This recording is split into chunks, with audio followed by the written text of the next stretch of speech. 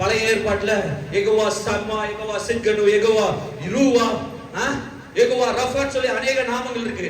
ஆனா பழைய ஏற்பாட்டுல பிதாவை யாரும் சரியா பார்க்கவே இல்லை. பிதாவை பூரண வடிவாய் கொண்டு வந்தவர் தான் இயேசு கிறிஸ்து. இயேசு சொல்றார், என்னை காண்கிறவன் பிதாவை காண்கிறான். அப்ப இந்த இயேசு கிறிஸ்து வந்து எந்த நாமத்தை வெளிப்படுத்தினார் தெரியுமா? யெகோவா சம்மாவே, யெகோவா சித்கனவே அல்ல, மொத்த ரூபமாக my father, your father. ஹalleluya, ஹalleluya. அவர் பூமிக்கு வந்து உங்களுக்கு ஒருத்தரை இன்ட்ரோ듀ஸ் பண்றாரு. என்னன்னு?